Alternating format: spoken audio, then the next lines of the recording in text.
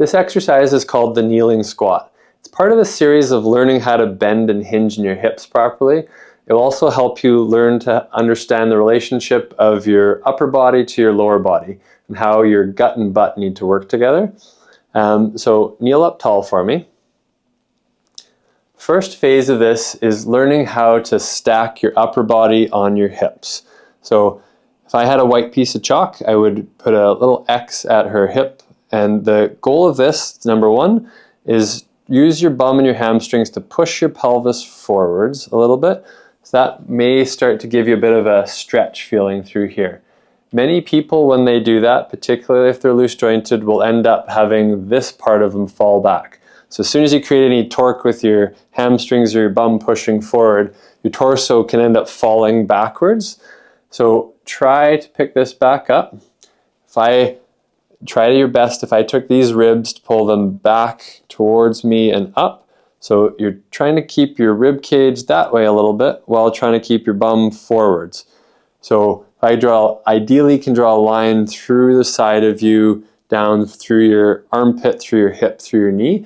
Just being able to hold that position. Ideally, you feel some tension in your abs, a bit of clenchiness in your bum. You're not trying to tuck it underneath you. You're just trying to push your pelvis forward and might get a bit of a stretch feeling through the front of your thighs.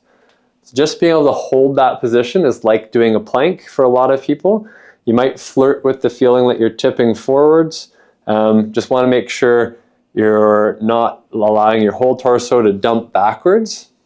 Okay? That you can use that abdominal wall, that connection of your stomach muscles, your six-pack muscle going from the front of your rib cage to the front of your pelvis, your obliques connecting here, working together with your bum. So that's step one. And then you got to hold on to that and try to do a squat. So go ahead. Okay.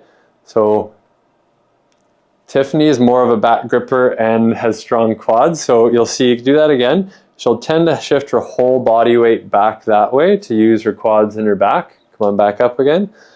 I want you to, if I gave you a very long necklace with a pendant on it and put a little teacup right between your knees, you're going to try to dip the pendant in the teacup. So your hips are going to go back, your body is going to come forward into that position. So stay there. See how that's equivalent of being here in a squat. Now use your hamstrings and your leg and the backs of your legs to lift yourself up. And then use your bum to push forward. And as you do that forward motion, don't allow this to dump back over through there. Okay? So again, lead with your bum. Your bum goes back towards your heels and down.